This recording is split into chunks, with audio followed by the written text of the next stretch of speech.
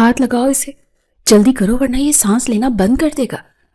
زینب کی آواز ندی کے شور میں دب سی گئی تھی، مگر اس کے ارادے چٹان کی طرح مضبوط تھے۔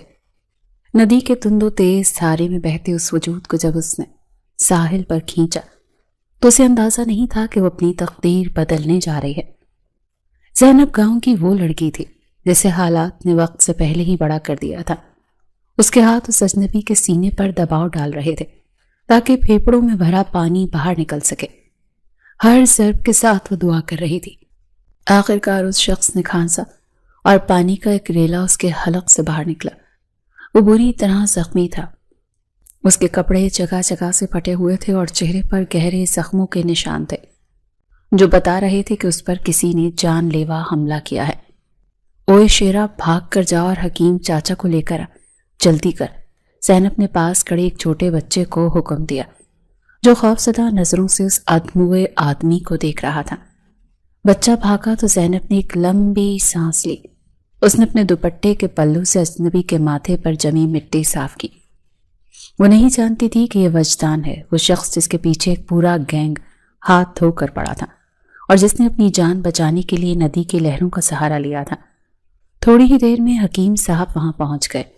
انہوں نے مہارت سے اس کے زخموں کا معائنہ کیا اور جڑی بوٹیوں کی پٹیاں باندھنے لگے۔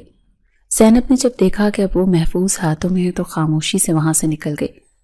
اسے گھر پہنچنا تھا جہاں اس کی چچی فرخندہ کسی بپھرے ہوئے شیر کی طرح ہی اس کا انتظار کر رہی تھی۔ گھر پہنچتے ہی وہی ہوا جس کا اسے ڈر تھا۔ کتنی بار کہا ہے کہ ندی پر پورا دن مت گزارا کر، تیرے باپ نے فوج میں جا کر جان چھڑا لی اور تجھے میرے سر پر تھوپ دیا۔ اب کیا میں تیری نوکرانی ہوں کہ سارا دن کام کروں اور تو مٹر گشتی کرتی پھرے؟ چچی کی آواز پورے محلے میں گونج رہی تھی۔ زینب خاموش رہی۔ وہ جانتی تھی کہ اس کے بابا سرحدوں پر ملک کی حفاظت کر رہے ہیں تاکہ وہ یہاں محفوظ رہ سکیں، لیکن اسے کیا معلوم تھا کہ اس کا اپنا ہی گھر اس کے لیے کسی محاذ سے کم نہیں ہوگا۔ اس کی ماں کے انتقال کے بعد چچی نے اسے پناہ تو دی تھی، مگر اس پناہ کی قیمت وہ روزانہ اپنی تذلیل سے چکاتی تھی۔ وہ صرف میٹرک پاس تھی اور اسے آگے پڑھنے کا جنون تھا، مگر چچی کے تانے اور چچا کی خاموشی نے اس کے راستے میں دیواریں کھڑی کر دی تھی۔ اگلے دن زینب کا میٹرک کا آخری پرچہ تھا۔ وہ رات بھر جاگی تھی، آنکھوں میں خواب اور ہاتھ میں قلم لیے۔ اس نے بڑی مشکل سے امتحان دینے کی اجازت حاصل کی تھی۔ جب اپنے چچا کے ساتھ سڑک پر جا رہی تھی تو اس کے دل میں ایک عجیب سی بے چینی تھی۔ اچانک اس کی نظر سڑک کے کنارے پڑی ایک لڑکی پر پڑی جو خون میں لت پت تھی۔ چچا جان وہ دیکھیں، کسی کا ایکسیڈنٹ ہوا ہے، زینب پکاری۔ چچا نے گھڑی دیکھی، زینب پرچے کا وقت نکلا جا رہا ہے، پولیس کا معاملہ ہے، ہم کیوں پڑیں اس چکر میں؟ لیکن زینب کہاں ماننے والی تھی۔ اس نے اپنے مستقبل کی پرواہ کیے بنا اس زخمی لڑکی کی طرف دوڑ لگا دی۔ چچا یہ مر جائے گی، خدا کے لیے ایمبولینس بلائیں۔ اس کے اصرار اور آنکھوں میں موجود آنسو نے چچا کو مجبور کر دیا۔ انہوں نے نہ چاہتے ہوئے بھی ایمبولینس کو فون کیا اور جب تک وہ لڑکی اسپتال کے لیے روانہ نہیں ہو گئی زینب وہیں کھڑی رہی۔ اس نے یہ نہیں دیکھا کہ کچھ فاصلے پر وہی اجنبی وجدان کھڑا یہ سب دیکھ رہا تھا۔ اس نے اپنا چہرہ ڈھانپ رکھا تھا تاکہ دشمن اسے پہچان نہ سکے، لیکن وہ زینب کو پہچان چکا تھا۔ اس لڑکی کی ہمدردی نے اس کے پتھر دل پر ایک دستک دی تھی۔ زینب جب پرچے سے باہر آئی تو وہ کافی مطمئن تھی، لیکن چچا کا انتظار کرتے ہوئے اس کی نظر ایک ایسی لڑکے پر پڑی جو مشکوک حرکات کر رہا تھا۔ وہ لڑکا ایک میز پر پڑے کھانے کی پلیٹ میں چھپ کر کچھ ملا رہا تھا۔ زینب کا ذہن فوراً خطرے کی گھنٹی بجانے لگا۔ جیسے ہی وہ لڑکا وہاں سے ہٹا اور وجدان جس کا چہرہ اب بھی چھپا ہوا تھا اس کھانے کی طرف بڑھا تو زینب نے ٹریفک کی پرواہ کیے بغیر سڑک پار کی۔ رکیں، یہ مت کھائیں، اس نے چیختے ہوئے وجدان کا ہاتھ جھٹکا اور کھانے کی پلیٹ دور پھینک دی۔ وجدان حیرت زدہ رہ گیا۔ تم پاگل ہو گئی ہو؟ یہ کیا بدتمیزی؟ اس نے سخت لہجے میں پوچھا۔ زینب نے کانپتی انگلی سے اس لڑکے کی طرف اشارہ کیا جو بھیڑ میں غائب ہونے کی کوشش کر رہا تھا۔ وہ لڑکا، اس نے اس میں کچھ ملایا ہے، وہ زہر دے رہا تھا آپ کو۔ وجدان کی آنکھوں میں خون اتر آیا۔ اس نے ایک پل کے لیے زینب کو دیکھا، پھر اس لڑکے کے پیچھے بھاگا۔ چند ہی لمحوں میں اس نے اس لڑکے کو دبوچ لیا اور اسے ایک سنسان گلی میں لے جا کر دیوار سے لگا دیا۔ کس نے بھیجا ہے تمہیں؟ بولو ورنہ تمہاری زبان نکال لوں گا۔ وجدان کی آواز میں وہ گرج تھی کہ لڑکا تھر تھر کانپنے لگا۔ صاحب مجھے معاف کر دیں، میری بہن ان کے قبضے میں ہے۔ ان لوگوں نے کہا تھا کہ اگر میں آپ کو ختم نہ کیا تو وہ میری بہن کو مار دیں گے۔ لڑکے نے روتے ہوئے انکشاف کیا۔ وجدان کو سمجھ آ گئی کہ اسی گینگ کا کام ہے جو عرصے سے اس کے پیچھے تھا۔ زینب کی حاضر دماغی نے نہ صرف وجدان کی جان بچائی تھی بلکہ ایک بہت بڑے گینگ کا سراغ بھی دیا تھا۔ وجدان نے فوراً اپنے ذرائع استعمال کیے اور کچھ ہی گھنٹوں میں پولیس نے اس گینگ کے خفیہ ٹھکانے پر چھاپا مار کر کئی معصوم لڑکیوں کو رہا کروا لیا۔ زینب ان سب باتوں سے بے خبر اپنے گھر لوٹ آئی۔ اس کی زندگی کا دوسرا رخ شروع ہونے والا تھا۔ اسے پتہ چلا اس کے بچپن کی بہترین سہیلی زویا جب شہر منتقل ہو چکی تھی، اس کی شادی ہے۔ زویا خود اپنے والدین کے ساتھ اسے مدعو کرنے آئی تھی۔ زینب تم نہیں آؤ گی تو میری خوشی ادھوری رہ جائے گی، زویا نے پیار سے کہا۔ چچی فرخندہ پہلے تو ناک چڑھانے لگی، لیکن جب زویا کے والدین نے اصرار کیا اور چچا نے بھی حامی بھر لی تو وہ منع نہ کر سکی۔ زینب کے لیے کسی خواب سے کم نہیں تھا۔ اسے اس گھٹن زدہ ماحول سے 10 دن کی چھٹی مل رہی تھی۔ اسے کیا معلوم تھا کہ یہ 10 دن اس کی پوری زندگی کا رخ ہی بدل دیں گے۔ شہر پہنچ کر زینب ایک الگ ہی دنیا میں تھی۔ زویا کا گھر روشنی اور ہنگاموں سے بھرا ہوا تھا۔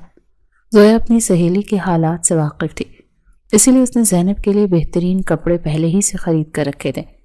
زینب یہ پہن کر آواز ڈھول کی ہے، تمہیں سب سے پیارا لگنا ہے۔ زویا نے خوبصورت جوڑا اس کی طرف بڑھایا۔ زینب کی آنکھوں میں چمک آ گئی۔ اس نے اپنی زندگی میں کبھی اتنے مہنگے اور خوبصورت کپڑے نہیں پہنے تھے۔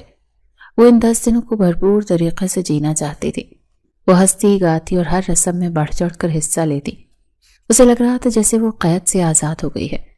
شادی کی ایک تقریب کے دوران زینب غلطی سے مردانے حصے کی طرف بنے ایک کمرے میں چلی گئی جہاں اسے زویا کا کوئی سامان لینے بھیجا گیا تھا۔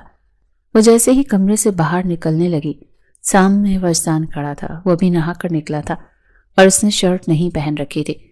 زینب نے جیسے ہی اسے دیکھا تو اس کی آنکھیں پھٹی کی پھٹی رہ گئیں اور وہ فوراً مڑ گئی۔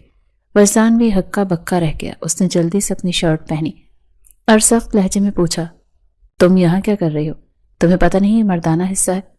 زینب کی زبان گنگ تھی۔ وہ معذرت کرنا چاہتی تھی مگر الفاظ اس کا ساتھ نہیں دے رہے تھے۔ اس نے جھکی نظروں کے ساتھ وہاں سے بھاگنا چاہا، لیکن جیسے ہی وجدان نے کمرے کا دروازہ کھولا تاکہ وہ باہر جا سکے، سامنے محلے کی چند عورتیں اور زویا کی بڑی بہن کھڑی تھی۔ ان عورتوں کی نظریں ان دونوں پر پڑیں تو جیسے آگ لگ گئی۔ یہ کیا دیکھ رہے ہم؟ زویا کی سہیلی اور وجدان ایک ساتھ اس کمرے میں؟ ایک عورت نے طنزی آواز بلند کی تو زینب کا چہرہ سفید پڑ گیا۔ نہیں، آپ غلط سمجھ رہی ہیں، میں تو بس اپنی صفائی دینا چاہتی تھی، مگر الزام تراشیوں کا شور اتنا زیادہ تھا کہ اس کی آواز دب کر رہ گئی۔ وجدان نے سب کو سمجھانے کی بہت کوشش کی۔ خدا کا خوف کریں، یہ محض ایک اتفاق تھا۔ میں کمرے میں تھا اور یہ غلطی سے اندر آ گئی، مگر لوگ کہاں سنتے ہیں۔ زویا کی بڑی بہن جس کا اپنا رشتہ وجدان سے ہونے کی باتیں چل رہی تھی، اس نے معاملے کو اور زیادہ اچھالا۔ زینب یہ سب برداشت نہ کر سکی۔ اسے اپنے کردار پر لگنے والے داغ کا بوجھ اتنا بھاری لگا کہ اس کے سر میں چکر آنے لگے اور وہ بے ہوش ہو کر زمین پر گر پڑی۔ وجدان نے اسے گرتے دیکھا تو اسے ایک عجیب سی تکلیف کا احساس ہوا۔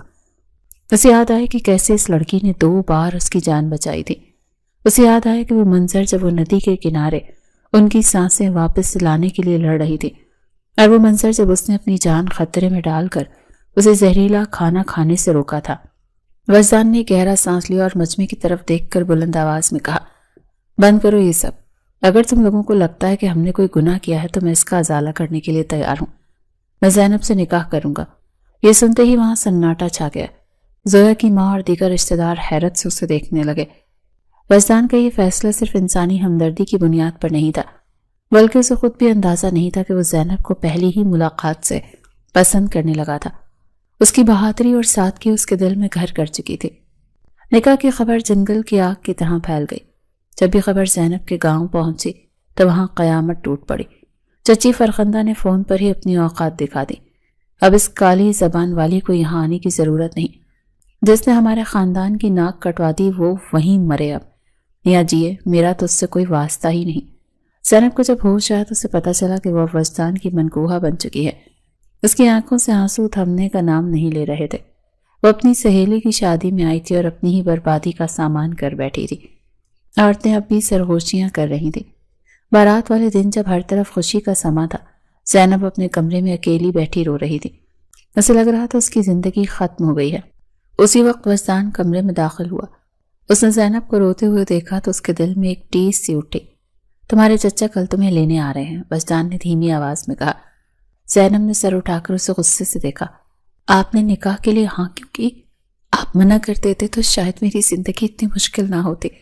وجدان اس کے قریب آیا اور اس کی آنکھوں میں آنکھیں ڈال کر بولا، اگر میں نکاح نہ کرتا تو وہ لوگ تمہارے کردار کی دھجیاں اڑا دیتے زینب۔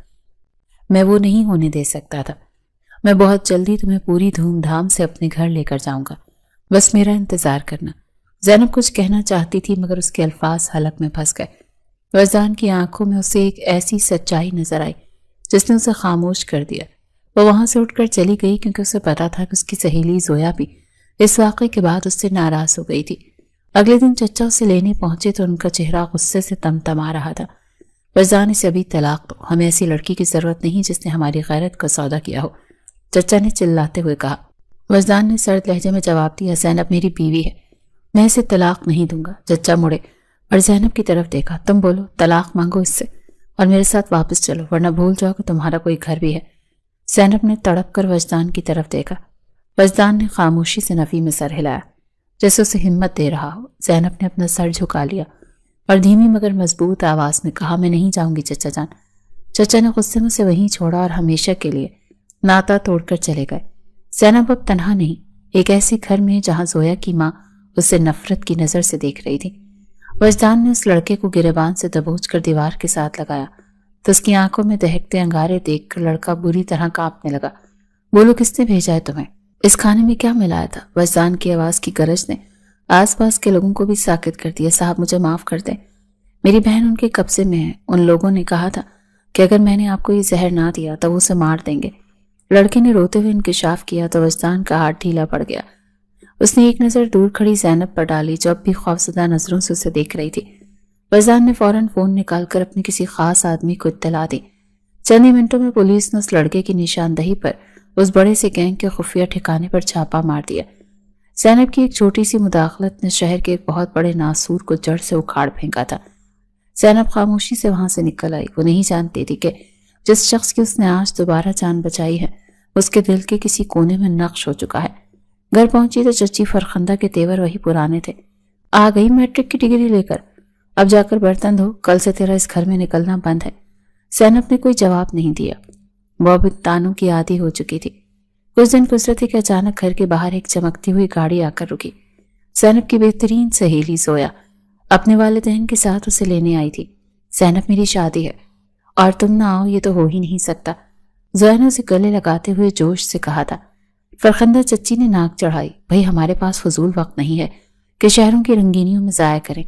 لیکن زویا کے والد نے جب زینب کے چچا سے بات کی اور وعدہ کیا کہ وہ اسے بحفاظت واپس چھوڑیں گے تو چچا مان گئے۔ ٹھیک ہے، لے جاؤ اسے، ویسے بھی یہاں رہ کر اس نے کون سا تیر مارنے ہیں۔ شہر پہنچ کر زینب کی آنکھیں کھلی کی کھلی رہ گئیں۔ اونچی عمارتیں، سڑکوں پر دوڑتی گاڑیاں اور زویا کا عالی شان گھر، سب کچھ کسی خواب جیسا تھا۔ زینب یہ جوڑے تمہارے لیے ہیں، میں جانتی تھی کہ تمہاری وہ چچی تمہیں یہاں پرانے کپڑوں میں ہی بھیجیں گی، اسی لیے میں نے تمہارے لیے تیاری کر لی تھی۔ زویا نے الماری کھولی تو زینب کی آنکھیں چمک اٹھتی تھی۔ زویا، یہ سب بہت مہنگا لگ رہا ہے، میں کیسے؟ زینب نے ہچکچاتے ہوئے کہا۔ او ہو، اب بحث مت کرو، بس یہ پہن کر آج شام کی تقریب کے لیے تیار ہو جاؤ۔ زویا اسے پیار سے ڈانٹتے ہوئے باہر نکل گئی۔ شادی کا گھر تھا اور ہر طرف مہمانوں کا ہجوم اور ہنسی مذاق کا شور تھا۔ زینب نے وہ خوبصورت جوڑا پہنا تو آئینے میں خود کو پہچان نہ سکی۔ اس کی سادگی میں ایک عجیب سا حسن تھا جو کسی کو بھی اپنا اسیر کر سکتا تھا۔ تقریب کے دوران زویا نے اسے آواز دی، زینب ذرا اوپر والے کمرے سے میرا وہ پارسل تو لے کر آؤ جو بھی بھائی لے کر آئے ہیں۔ زینب سیڑھیاں چڑھ کر اوپر پہنچی۔ اسے بتایا گیا تھا کہ دوسرا کمرہ ہے۔ اس نے جیسے ہی دروازہ کھولا اور اندر داخل ہوئی، سامنے کا منظر دیکھ کر اس کے پاؤں زمین میں گڑ گئے۔ وہاں وجدان موجود تھا۔ اس نے اپنی قمیض اتار رکھی تھی اور شاید کپڑے تبدیل کر رہا تھا۔ زینب کی چیخ نکلتے نکلتے رہ گئی۔ اس نے فوراً پیٹ موڑ لی۔ میں معذرت چاہتی ہوں، مجھے لگا یہ زویا کا کمرہ ہے۔ اس کی آواز کانپ رہی تھی۔ وجدان بھی ایک پل کے لیے ہکا بکا رہ گیا۔ اس نے جلدی سے اپنی شرٹ پکڑی اور اسے پہننے لگا۔ تم یہاں کیا کر رہی ہو؟ تمہیں پتہ نہیں ہے یہ مردانہ حصہ ہے؟ اس کے لہجے میں سختی تھی مگر آنکھوں میں وہی پرانی شناس آئی۔ میں ابھی جاتی ہوں۔ زینب نے جیسے ہی دروازے کی طرف قدم بڑھایا، وجدان نے بھی دروازہ کھولنے کے لیے ہاتھ آگے بڑھایا۔ عین اسی وقت باہر سے عورتوں کا ایک جتھا گزرا جن کی قیادت زویا کی بڑی بہن صبا کر رہی تھی۔ یہ کیا بدتمیزی ہے؟ صبا کی آواز پورے ہال میں گونجی۔ زینب، تم وجدان کے کمرے میں کیا کر رہی تھی؟ اور وہ بھی اس حالت میں؟ زینب کا رنگ سفید پڑ گیا۔ صبا، آپ غلط سمجھ رہی ہیں، میں تو بس سامان لینے گئی تھی۔ اتفاق؟ صبا نے طنزیہ قہقہہ لگایا۔ وجدان، آپ تو بھولے ہیں، مگر ہم سب جانتے ہیں کہ ایسی لڑکیاں کیسے چال بچھاتی ہیں۔ اب پورا خاندان کیا کہے گا؟ زویا کی شادی کے گھر میں یہ تماشا۔ وجدان تراشیاں اتنی شدید تھیں کہ زینب کو اپنا دم گھٹتا ہوا محسوس ہونے لگا۔ اسے اپنی چچی کے تانے، اپنے بابا کی عزت اور وہ کالی زبانیں یاد آنے لگیں جو اس کے کردار کی دھجیاں اڑا رہی تھی۔ اس کے سر میں شدید درد اٹھا اور اس نے سب سے پہلے کوئی اس سے سہارا دیتا۔ وہ بے ہوش ہو کر زمین پر گر پڑی۔ زینب، وجدان نے پکارا اور اسے اٹھانے کے لیے آگے بڑھا مگر عورتوں نے اسے روک دیا۔ ہاتھ مت لگائیں، اسے پہلے ہی کافی بدنامی ہو چکی ہے۔ صبا نے اسے پیچھے دھکیلا۔ کچھ دیر بعد جب زینب کو ہوش آیا تو وہ ایک کمرے میں تھی اور باہر سے اونچی آوازیں آ رہی تھیں۔ وجدان کی ماں سمیرہ بیگم اور دیگر رشتہ دار وہاں موجود تھے۔ وجدان، یہ تم نے کیا کیا؟ ہمارا سر شرم سے جھکا دیا اس لڑکی نے۔ سمیرہ بیگم رو رہی تھی۔ امی، میں نے کچھ نہیں کیا، نہ ہی اس لڑکی نے۔ آپ لوگ ایک چھوٹی سی بات کا بتنگڑ بنا رہے ہیں۔ وجدان نے دو ٹوک لہجے میں کہا۔ بتنگڑ؟ وجدان کی بہن نائلہ کے ہونے والے سسرالی بھی وہاں موجود تھے۔ اگر یہ بات باہر نکل گئی تو ہمارے خاندان کی بدنامی ہوگی۔ ہم ایسی بے حیا لڑکی والی فیملی میں اپنا بیٹا نہیں بیاہ سکتے۔ وجدان نے گہرا سانس لیا۔ اس نے کمرے کے اندر دیکھا جہاں زینب دروازے کے پیچھے کھڑی سب سن رہی تھی اور خاموشی سے رو رہی تھی۔ اسے یاد آیا کہ کیسے اس لڑکی نے ندی میں اس کی جان بچائی تھی، کیسے اس نے اسے زہریلا کھانا کھانے سے روکا تھا۔ آج اس کی باری تھی کہ وہ اس کی ڈھال بنے۔ وجدان نے مجمع کی طرف دیکھا اور بلند آواز میں کہا، ٹھیک ہے، اگر آپ سب کو لگتا ہے کہ اس لڑکی کی عزت پر حرف آیا ہے تو میں اس کا ذمہ لیتا ہوں۔ میں زینب سے اسی وقت نکاح کرنے کے لیے تیار ہوں۔ پورے کمرے میں موت جیسی خاموشی چھا گئی۔ سمیرہ بیگم کی آنکھیں پھٹ گئیں۔ وجدان، تم ہوش میں تو ہو؟ میں بالکل ہوش میں ہوں امی۔ مولوی صاحب کو بلائیں، نکاح ابھی ہوگا۔ وجدان کا فیصلہ حتمی تھا۔ زینب کے لیے کسی قیامت سے کم نہیں تھا۔ وہ جو ایک خوشحال زندگی کے خواب لے کر شہر آئی تھی، اب ایک حادثاتی نکاح کے بندھن میں بندھنے جا رہی تھی۔ جب نکاح خواہ نے اس سے پوچھا کہ کیا آپ کو وجدان ولد احمد کے ساتھ یہ نکاح قبول ہے تو اس کے حلق سے آواز ہی نہیں نکل رہی تھی۔ اس نے تڑپ کر وجدان کی طرف دیکھا جس کی آنکھوں میں ایک عجیب سا سکون اور تحفظ تھا۔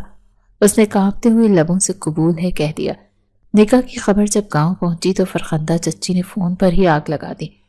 ہمیں اب اس لڑکی سے کوئی واسطہ نہیں، اس نے ہماری ناک کٹوا دی، اب وہیں مرے یا جیے، ہمارے گھر کے دروازے اس کے لیے اب ہمیشہ کے لیے بند ہیں۔ زینب اپنے کمرے میں بیٹھی رو رہی تھی کہ وجدان اندر داخل ہوا۔ اس نے زینب کو روتے دیکھ کر اپنا ہاتھ اس کے کاندھے پر رکھنا چاہا مگر رک گیا۔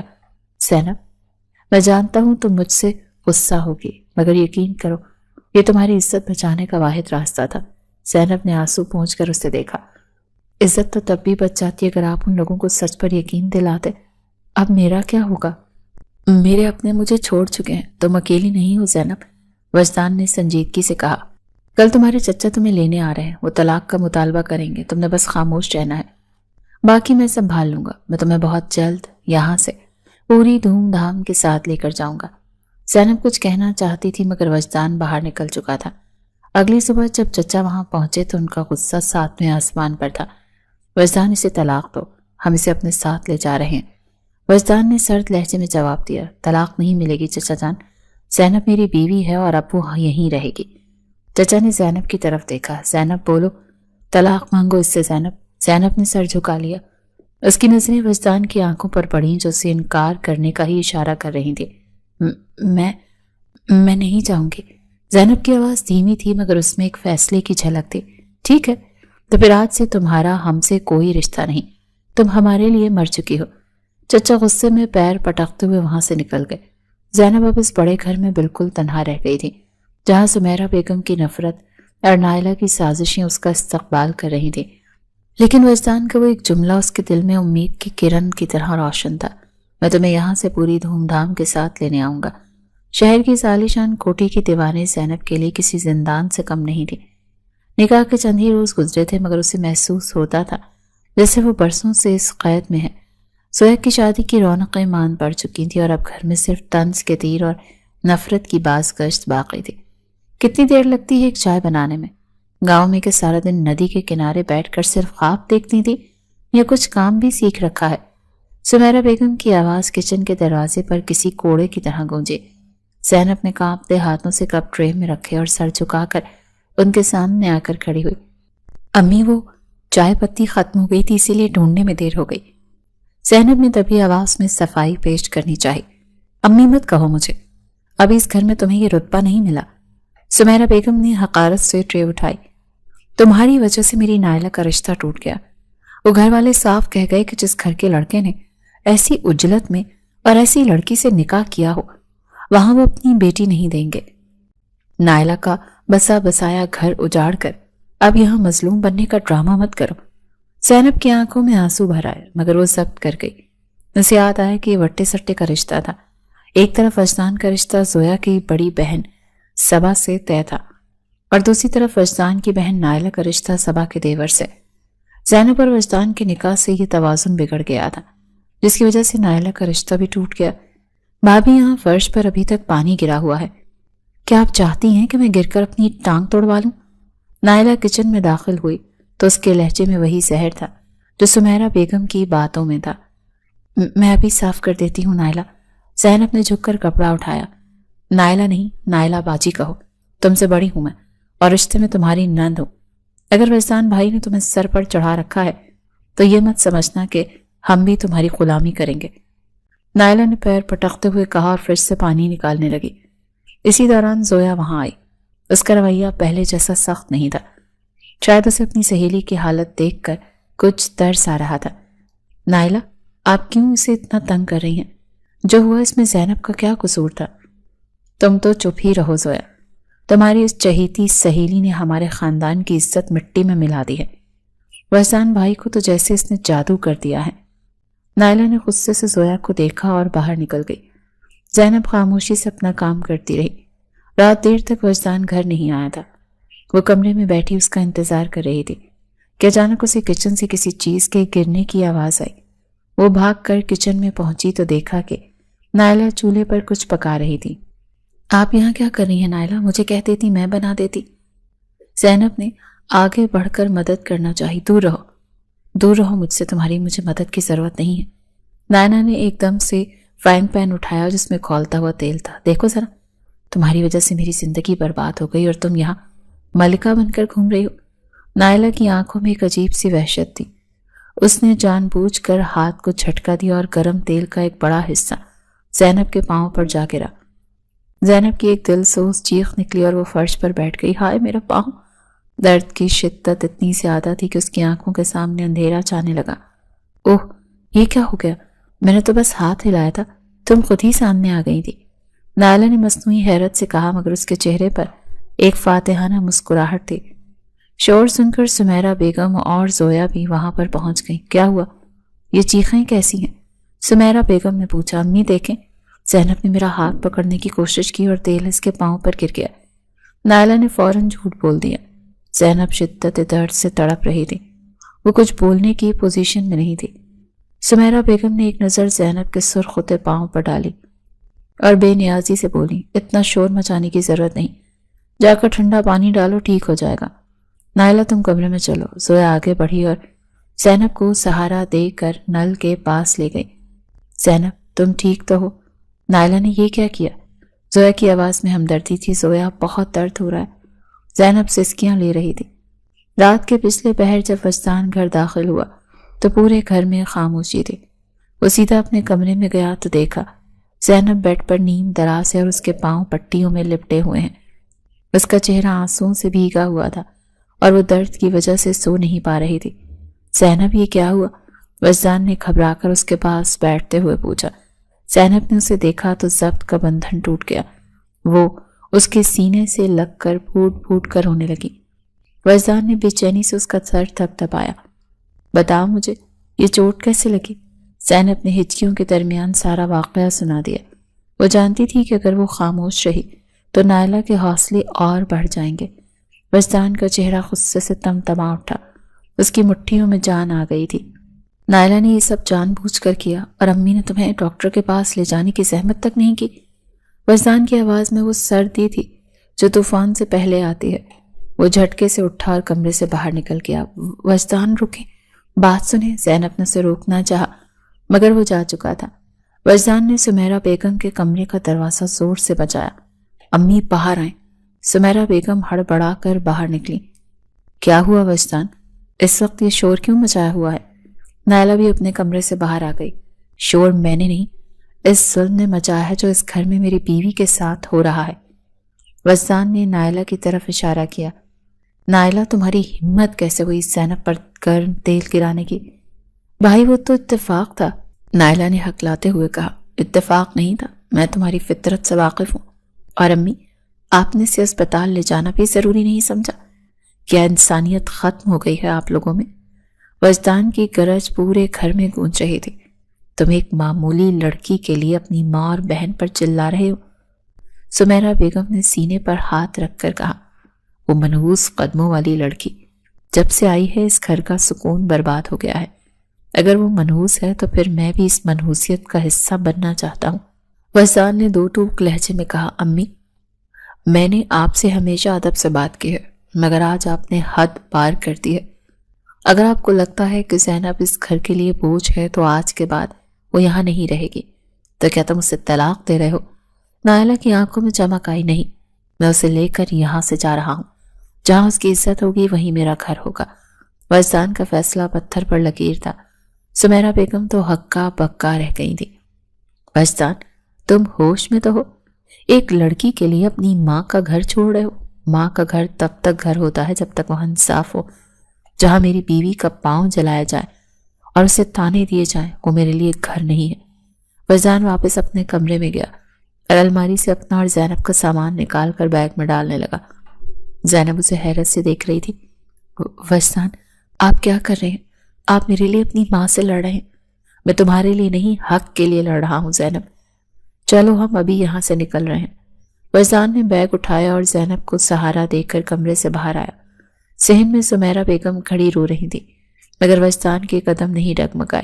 وجدان، اگر تم آج اس دہلیز سے باہر گئے تو یاد رکھنا میرا تمہارا کوئی رشتہ نہیں رہے گا۔ وجدان رک گیا۔ اس نے پلٹ کر اپنی ماں کو دیکھا۔ رشتے ٹوٹتے نہیں امی، توڑے جاتے ہیں۔ آپ نے یہ رشتہ اسی دن توڑ دیا تھا جب آپ نے زینب کی تکلیف پر مسکرانا شروع کیا تھا۔ خدا حافظ۔ وہ زینب کو لے کر اپنی گاڑی میں بیٹھا اور وہاں سے نکل گیا۔ شہر کی خاموش سڑکوں پر گاڑی دوڑاتے ہوئے وجدان کا ذہن بہت صاف تھا۔ وہ اسے اس چھوٹے سے گھر میں لے کر آیا جو اسے کمپنی کی طرف سے ملا تھا۔ یہ گھر عالی شان تو نہیں تھا مگر وہاں سکون کا احساس تھا۔ یہ ہمارا نیا ٹھکانہ ہے زینب، یہاں تمہیں کوئی تکلیف نہیں دے گا، وجدان نے اسے بیڈ پر بٹھاتے ہوئے کہا۔ اس نے خود اپنے ہاتھوں سے زینب کے پاؤں کی پٹی کھولی اور اسے نئی دوا لگائی۔ زینب کی آنکھوں میں تشکر کے آنسو تھے۔ آپ نے میرے لیے بہت بڑا خطرہ مول لیا ہے۔ تم میری ذمہ داری ہو زینب، اور ذمہ داری سے بھاگا نہیں جاتا۔ وجدان نے اس کا ہاتھ تھام لیا۔ اگلے چند دن ان کے لیے بہت پرسکون تھے۔ وجدان آفس جاتا اور زینب گھر سنبھالتی۔ اس دوران زینب کے والد بھی وہاں آئے۔ وہ اپنی دوسری شادی اور نئے بچوں میں مگن تھے مگر وجدان کو دیکھ کر وہ مطمئن ہو گئے۔ بیٹا، زینب کا خیال رکھنا۔ میں جانتا ہوں حالات مشکل رہے ہیں مگر تم اسے بہترین سہارا دے سکتے ہو۔ باپ کی دعاؤں نے زینب کے دل کا بوجھ ہلکا کر دیا مگر سکون کے ان لمحوں کے پیچھے ایک طوفان سر اٹھا رہا تھا۔ گاؤں میں ارسلان کی غیرت اسے چین سے بیٹھنے نہیں دے رہی تھی۔ اسے جب یہ پتا چلا کہ زینب اور وجدان اب الگ گھر میں رہ رہے ہیں تو اس نے موقع غنیمت جانا۔ میں اسے اتنی آسانی سے نہیں چھوڑوں گا۔ زینب میرا حق تھی اور میرا حق کوئی چھین کر نہیں لے کر جا سکتا۔ ارسلان نے شہر کی طرف سفر شروع کر دیا تھا۔ وہ جانتا تھا کہ وجدان آفس میں ہوتا ہے اور زینب گھر پر اکیلی ہوتی ہے۔ ایک دوپہر جب زینب قریب کے شاپنگ مال سے کچھ ضروری سامان لے کر باہر نکل رہی تھی، اچانک ایک کالی گاڑی اس کے سامنے آ کر رکی۔ اس سے پہلے کہ وہ کچھ سمجھ پاتی، دو نقاب پوشوں نے اسے زبردستی گاڑی کے اندر کھینچ لیا۔ زینب کی چیخیں گاڑی کے شور میں دب سی گئیں۔ ارسلان نے اسے اغوا کر لیا تھا۔ وجدان جب آفس سے گھر واپس آیا اور زینب کو وہاں نہ پایا تو اسے ایک عجیب سا کھٹکا ہوا۔ اس نے اسے فون کیا مگر فون گھر پر ہی پڑا تھا۔ اس نے آس پاس تلاش کیا مگر کوئی سراغ نہ ملا۔ خول اس کے دل میں اٹھنے لگے۔ اس نے بے اختیار اپنی ماں کے گھر فون کیا، امی کیا زینب وہاں آئی ہے؟ وجدان کی آواز کانپ رہی تھی۔ دوسری طرف سے سمیرہ بیگم کی سرد آواز آئی، کیوں؟ کیا وہ تمہیں چھوڑ کر بھاگ گئی ہے؟ میں نے کہا تھا نا وجدان کہ جس کی ماں بھاگ کر شادی کرے وہ لڑکی کبھی وفادار نہیں ہو سکتی۔ دیکھو وہ بھی کسی کے ساتھ نکل گئی ہوگی۔ امی خدا کے لیے ایسی باتیں نہ کریں، وہ خطرے میں ہے۔ وجدان نے غصے سے فون بند کر دیا۔ اس کا دل کہہ رہا تھا کہ یہ کام کسی باہر والے کا نہیں بلکہ اسی کے ماضی کا کوئی حصہ ہے جو اسے سزا دے رہا ہے۔ اس نے فوراً پولیس کو اطلاع دی اور خود زینب کی تلاش میں نکل کھڑا ہوا۔ اسے کیا معلوم تھا کہ اسے کہاں ڈھونڈے گا، مگر اسے یقین تھا کہ اسے مرنے نہیں دے گا۔ نئے گھر کی دیواریں ابھی زینب کے لیے اجنبی تھی مگر یہاں کی فضا میں وہ گھٹن نہیں تھی جو سمیرہ بیگم کے گھر میں تھی۔ وجدان نے اسے ایک ایسا تحفظ دیا تھا جس کا اس نے کبھی تصور بھی نہیں کیا تھا، لیکن سکون کے ان لمحوں کے پیچھے ایک کالی پرچھائی اس کا پیچھا کر رہی تھی جس سے وہ بالکل بے خبر تھی۔ زینب میں آفس جا رہا ہوں، اپنا خیال رکھنا اور دیکھو بغیر بتائے کہیں باہر مت جانا۔ وجدان نے لیپ ٹاپ بیگ سنبھالتے ہوئے اسے تاکید کی۔ آپ فکر کیوں کرتے ہیں؟ اب تو ہم الگ گھر میں رہتے ہیں، آپ کس بات کا ڈر؟ زینب نے مسکراتے ہوئے ناشتے کی پلیٹ میز پر رکھی۔ ڈر اپنوں سے نہیں ہوتا زینب، ڈر ان لوگوں سے ہوتا ہے جو اپنی شکست تسلیم نہیں کر پاتے۔ ارسلان کے بارے میں سنا ہے کہ وہ شہر میں ہی کہیں چھپا ہوا ہے۔ وجدان کی آنکھوں میں فکر کی لہر آئی۔ ارسلان؟ وہ یہاں کیا کرنے آئے گا؟ اس کا اور میرا رشتہ تو اسی دن ختم ہو گیا تھا جب میرا نکاح آپ سے ہوا۔ زینب نے اسے تسلی دینے کی کوشش کی مگر اس کا اپنا دل ایک پل کے لیے دھڑکنا بھول گیا۔ بس اپنا خیال رکھنا۔ وجدان نے اس کے ماتھے پر بوسہ دے کر باہر نکل گیا۔ دوپہر کے وقت زینب کو کچھ ضروری سودا سلف لینے کے لیے قریب کے شاپنگ مال جانا پڑا۔ اسے لگا کہ قریب ہی تو ہے، جلدی سے واپس آ جائے گی، لیکن جیسے ہی وہ مال سے باہر نکلی اسے محسوس ہوا کہ کوئی اس کا پیچھا کر رہا ہے۔ اس نے قدم تیز کر دیے مگر اچانک ایک سیاہ گاڑی اس کے پاس آ کر رکی۔ زینب رک جاؤ ورنہ انجام اچھا نہیں ہوگا۔ ایک شناسہ مگر وحشیانہ آواز اس کے کانوں سے ٹکرائی۔ یہ ارسلان تھا۔ ارسلان، تم یہاں کیا کر رہے ہو؟ دور ہٹو مجھ سے، زینب نے چیخنا چاہا مگر اس سے پہلے کہ وہ اپنی آواز بلند کرتی ارسلان کے ساتھیوں نے اسے زبردستی گاڑی کے اندر کھینچ لیا تھا۔ آج تمہارا یہ شہری بابو تمہیں نہیں بچا پائے گا زینب، تم نے میری غیرت کو للکارا ہے، اب اس کی قیمت تمہیں چکانی ہوگی۔ ارسلان کے چہرے پر ایک بھیانک مسکراہٹ تھی۔ گاڑی تیزی سے سڑک پر دوڑنے لگی اور زینب کی چیخیں بند شیشوں کے اندر ہی دم توڑ گئیں۔ شام کو جب وجدان گھر واپس آئے تو پورے گھر میں خاموشی کا راج تھا۔ کچن میں ادھورا چھوڑا ہوا کام اور زینب کا موبائل فون میز پر پڑا دیکھ کر اس کے سینے میں ہول اٹھنے لگے۔ زینب کہاں ہو تم؟ وہ پاگلوں کی طرح ہر کمرے میں گیا مگر وہاں صرف سناٹا تھا۔ اس نے فوراً اپنے گارڈ کو کال کی مگر اسے بھی کچھ پتہ نہیں تھا۔ وجدان کا دماغ کام کرنا چھوڑ گیا تھا۔ اس نے پہلا فون اپنی ماں کے گھر کیا۔ ہیلو امی، کیا زینب وہاں آئی ہے؟ وجدان کی آواز کانپ رہی تھی۔ دوسری طرف سے سمیرہ بیگم کی سرد اور کٹیلی آواز ابھری۔ وہ یہاں کیوں آئے گی؟ اور ویسے بھی جس کی ماں بھاگ کر شادی کرے اس کی بیٹی سے اور کیا ہی امید کی جا سکتی ہے؟ وہ بھی بھاگ گئی ہوگی کسی کے ساتھ۔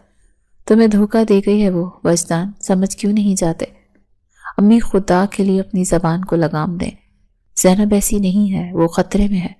وجدان نے غصے سے چلاتے ہوئے کہا، خطرے میں نہیں، وہ تمہاری پہنچ سے دور نکل گئی ہے۔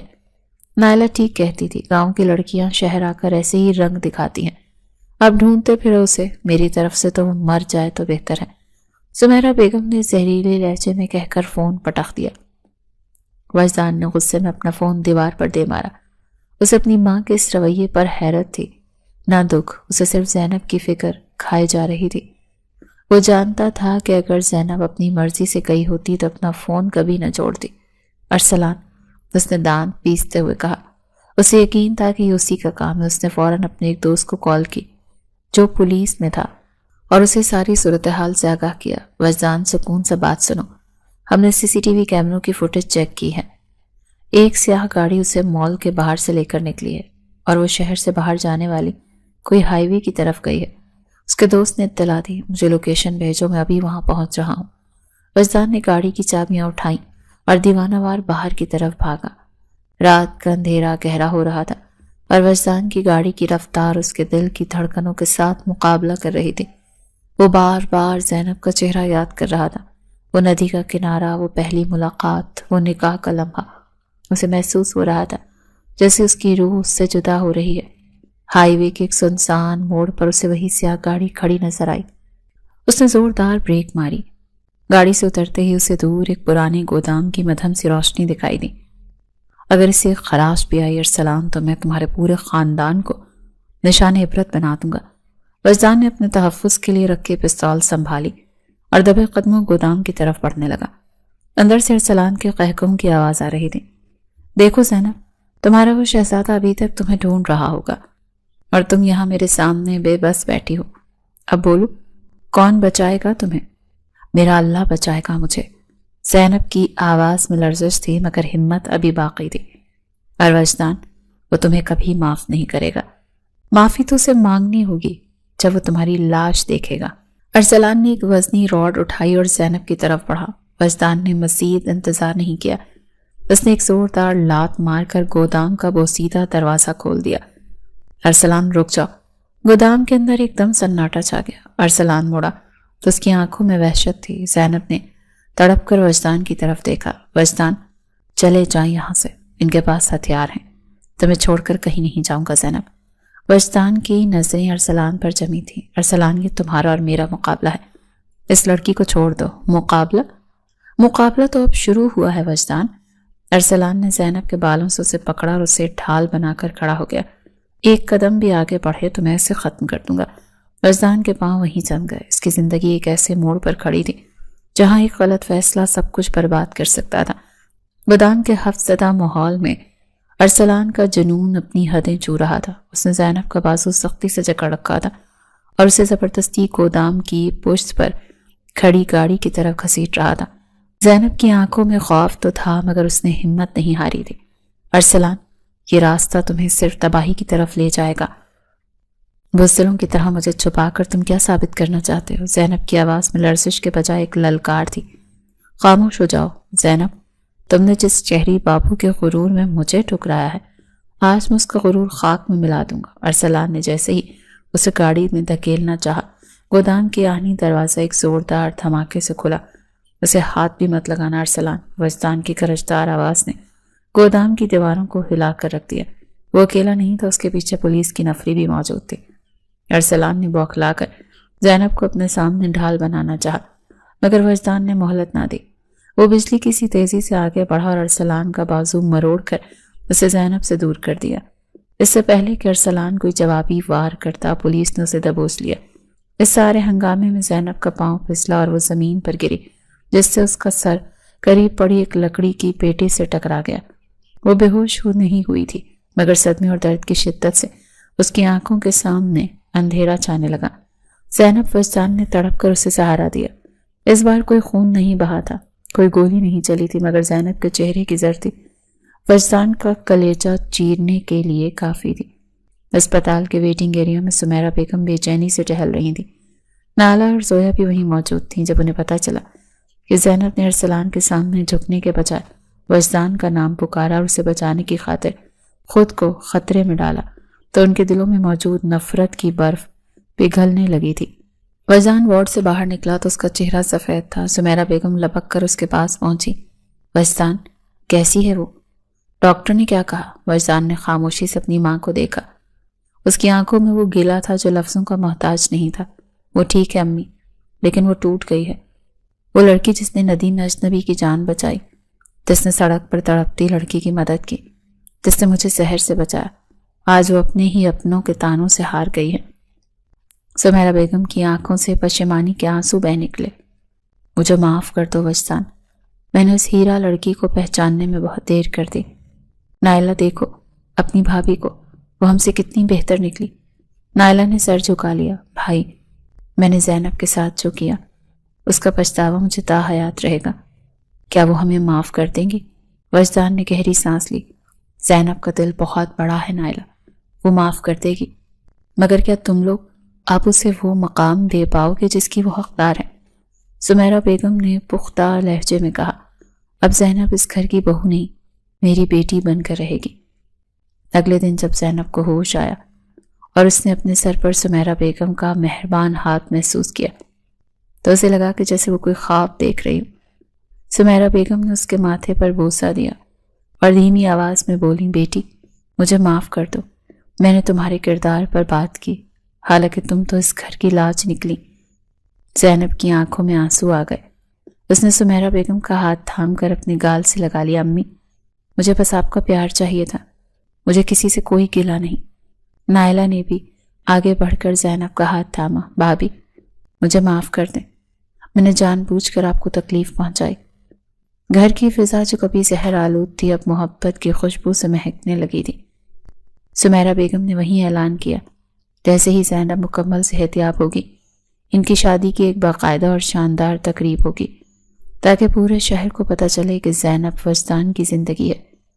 گھر واپسی پر زینب کا استقبال کسی ملکہ کی طرح کیا گیا۔ سمیرہ بیگم نے خود اس کی بلائیں لیں اور اسے اس کمرے میں لے گئیں جسے زویا اور نائلہ نے مل کر سجایا تھا۔ زینب کے والد بھی وہاں موجود تھے، وہ اپنی بیٹی کی عزت دیکھ کر خوشی سے نہال تھے۔ زینب دیکھو صبر کا پھل کتنا میٹھا ہوتا ہے، وزان نے کمرے میں داخل ہوتے ہوئے کہا۔ اس کے ہاتھ میں خوبصورت لباس تھا، یہ تمہاری مہندی کا جوڑا ہے، امی چاہتی ہیں کہ کل سے تمہاری شادی کی رسومات شروع ہوں۔ زینب نے مسکرا کر جوڑے کو دیکھا، وجدان کیا یہ سب سچ ہے؟ بالکل سچ ہے زینب۔ زینب نے شکر گزاری کے ساتھ آسمان کی طرف دیکھا۔ ندی کے کنارے سے شروع ہونے والا یہ سفر جو تانوں اور سازشوں کے رستوں سے گزرا تھا اب اپنی خوبصورت منزل کے قریب تھا۔ ارسلان پولیس کی گرفت میں تھا اور زینب اپنے مان اپنے وجدان کے سائے میں محفوظ تھی۔ مہندی کی رات قریب تھی اور زینب کا دل ایک نئی امید کے ساتھ دھڑک رہا تھا۔ وہ نہیں جانتی تھی کہ وجدان نے اس کے لیے ایک سرپرائز تیار کر رکھا ہے جسے کراچی کی روشن راتوں میں ہمیشہ کے لیے یادگار بن جائے گا۔ مہندی کی خوشبو پورے گھر میں رچی بسی تھی، پیلے اور نارنجی گیندوں کے ہاروں سے سجی دیواریں جیسے زینب کی نئی زندگی کی گواہی دے رہی تھی۔ زینب جو کبھی گاؤں کی ندی پر پانی بھرتے ہوئے صرف خواب دیکھتی تھی، آج خود ایک خواب بنی بیٹھی تھی۔ اس کے ہاتھوں پر لگی گہری مہندی میں وجدان کا نام ڈھونڈنا اب مشکل نہیں تھا، کیونکہ وہ نام اس کے دل پر پہلے ہی نقش ہو چکا تھا۔ آج میری بیٹی سب سے پیاری لگ رہی ہے۔ سمیرہ بیگم نے زینب کے سر پر شفقت سے ہاتھ رکھا اور اس کے کانوں میں سونے کے جھمکے پہناتے ہوئے دھیمی آواز میں کہا۔ زینب نے نظریں جھکا لیں، اسے اب بھی یقین نہیں آتا تھا کہ یہ وہی سمیرہ بیگم ہے جن کے لفظ کبھی اس کے لیے نشتر ہوا کرتے تھے۔ امی اب رسمیں ختم ہو گئی ہوں تو کیا میں زینب کو لے جا سکتا ہوں؟ وزان جو کب سے دروازے پر ٹیک لگائے اپنی دلہن کو نہار رہا تھا شرارت سے بولا، بالکل نہیں، ابھی تو ڈھولک شروع ہونی ہے اور بڑے بزرگوں نے کہا ہے کہ آج کی رات دولہا اور دلہن کا ایک ساتھ باہر نکلنا اچھا نہیں ہوتا۔ پردہ کرو بھائی، تھوڑا لحاظ کرو۔ سمیرہ بیگم نے مصنوعی سختی سے اسے ٹوکا، مگر ان کی آنکھوں میں چمکتی ممتا سب کچھ بیان کر رہی تھی۔ وجدان نے زینب کی طرف دیکھ کر آنکھ دبائی اور خاموشی سے باہر نکل گیا۔ زینب کا دل زور سے دھڑکا، وہ جانتی تھی کہ وجدان اتنی آسانی سے ہار ماننے والا نہیں ہے۔ رات ذرا گہری ہوئی اور مہمانوں کا شور مدھم پڑا تو زینب کے موبائل پر میسج چمکا، تیار رہو، کھڑکی کے پاس آؤ۔ زینب نے ڈرتے ڈرتے کھڑکی سے نیچے جھانکا۔ وجدان اپنی بائک لیے نیچے کھڑا تھا، اس نے اپنے مخصوص انداز میں ہیلمٹ اتار کر اسے اشارہ کیا۔ زینب نے جلدی سے اپنی پیلی چادر سر پر لی اور دبے قدموں سیڑھیاں اتر کر باہر نکل آئی۔ پاگل پن ہے یہ وجدان، اگر کسی نے دیکھ لیا تو کیا ہوگا؟ زینب نے ہانپتے ہوئے بائک کے پاس پہنچ کر کہا، لوگ کیا کہیں گے اس کی فکر کرنا چھوڑ دی ہم نے زینب، آج وہ وعدہ پورا کرنا ہے جو میں نے تم سے کیا تھا۔ تمہیں کراچی دیکھنا تھا نا، تو آؤ آج تمہیں روشنیوں کا شہر دکھاتا ہوں۔ وجدان نے بائک سٹارٹ کی اور زینب نے ڈرتے ڈرتے اس کا کاندھا تھام لیا۔ بائک کراچی کی چوڑی سڑکوں پر دوڑنے لگی۔ ٹھنڈی ہوا زینب کے چہرے سے ٹکرا رہی تھی، اس کے سرد جوڑے کا پلو ہوا میں لہرا رہا تھا، اسے لگ رہا تھا جیسے وہ اڑ رہی ہے۔ شارع فیصل کی بلند و بالا عمارتوں کی روشنیاں اس کی آنکھوں میں عجیب چمک پیدا کر رہی تھی۔ وجدان وہ دیکھو کتنی روشنیاں ہیں یہاں۔ زینب نے حیرت سے ایک مال کی طرف اشارہ کیا۔ یہ تو کچھ بھی نہیں زینب، ابھی تو تمہیں سمندر کی لہریں دیکھنی ہیں۔ وزدان نے بائک کی رفتار بڑھائی۔ جب وہ سیوی پہنچے تو لہروں کا شور اور ریت کی خوشبو نے زینب کو سحر زدہ کر دیا۔ وہ بائک سے اتری اور ننگے پاؤں گیلی ریت پر چلنے لگی۔ وزدان اس کے پیچھے خاموشی سے چل رہا تھا۔ تمہیں پتہ ہے وزدان، ندی کے کنارے بیٹھ کر میں سوچتی تھی کہ شہر کے لوگ کتنے خوش قسمت ہوتے ہیں جنہیں اتنی روشنی ملتی ہے، لیکن آج احساس ہوا کہ روشنی شہروں میں نہیں، انسانوں کے ساتھ میں ہوتی ہے۔ زینب نے لہروں کو چھوتے ہوئے کہا، اور مجھے احساس ہوا ہے کہ زندگی صرف بچانے کا نام نہیں، جینے کا نام ہے۔ تم نے میری جان بچائی تھی اور میں نے تمہیں جینا سکھایا۔ وزدان نے اس کا ہاتھ تھام لیا۔ ریت پر ان کے قدموں کے نشان بنتے اور لہروں کے ساتھ مٹتے جا رہے تھے، مگر ان کے دلوں میں لکھی داستان اب کبھی مٹنے والی نہیں تھی۔ واپسی پر زینب کو ڈر لگ رہا تھا کہ سمیرہ بیگم غصہ ہوں گی، مگر جیسے ہی وہ گیٹ سے اندر داخل ہوئے، سامنے سمیرہ بیگم کھڑی تھی۔ ان کے ہاتھ میں صدقے کے پیسے تھے اور چہرے پر ایک پرسکون مسکراہٹ۔ آ گئے آوارہ گرد، انہوں نے طنزیہ انداز میں کہا، مگر پھر آگے بڑھ کر زینب کو گلے لگا لیا۔ میں جانتی تھی کہ یہ لڑکا باز نہیں آئے گا، آؤ میں تمہارا صدقہ اتاروں۔ زینب جب سمیرہ بیگم کے گلے لگی تو اسے ایک عجیب سا احساس ہوا، وہ لفظ جو اس نے بچپن میں کھو دیا تھا، وہ ممتا کی تپش جو اسے کبھی میسر نہیں ہوئی تھی، اب جو سب اسے ایک ساس کے روپ میں مل رہا تھا۔ زینب کی آنکھیں چھلک پڑیں، اسے محسوس ہوا جیسے وہ اپنی ماں کے پاس واپس آ گئی ہوں۔ اگلی صبح زینب کے والد گھر آئے تو ان کے ساتھ ایک خوبرو نوجوان بھی تھا۔ سمیرہ بیگم، یہ نوجوان میرے ایک بہت ہی قابل کلیگ کا بیٹا ہے، میں چاہتا ہوں نائلہ بیٹی کا رشتہ اس کے ساتھ طے ہو جائے تاکہ اس گھر کی تمام تلخیاں ہمیشہ کے لیے دفن ہو جائے۔ انہوں نے بڑی محبت سے کہا۔ سمیرہ بیگم نے جب لڑکے کو دیکھا اور اس کے خاندان کے بارے میں جانا تو ان کی خوشی کی تو کوئی انتہا ہی نہیں رہی۔ نائلہ جب تک زینب سے تھوڑی کھچی کھچی رہتی تھی، زینب کے پاس آئی اور اسے گلے لگا لیا۔ شکریہ بھابی، آپ نے اس گھر کو واقعی سنوار دیا۔ زویا بھی اب زینب کے ساتھ پہلے کی طرح ہنستی کھیلتی تھی۔ اس کی شادی ہو چکی تھی، مگر وہ زینب کے ہر فنکشن میں بڑھ چڑھ کر حصہ لے رہی تھی۔ اسے خوشی تھی کہ اس کی بہترین سہیلی کو وہ مقام مل گیا جس کی وہ حقدار تھی۔ شادی کی اصل تقریب میں زینب سرخ جوڑے میں ایک چیتی جاگتی تصویر لگ رہی تھی۔ جب نکاح نامے پر اس نے دستخط کیے تو سرسلان، وہ ندی، وہ چچی کے تانے، سب کچھ ایک دھندلے خواب کی طرح یاد آئے۔ اسے یاد آیا کہ کیسے ایک حادثے نے اسے اس مقام تک پہنچا دیا۔ وزان اس کے پاس آ کر بیٹھا اور اس کے کان میں سرگوشی کی۔ آپ خوش ہو نواب زادی؟ زینب نے اسے دیکھا اور پھر اپنے آس پاس موجود خوش چہروں کو۔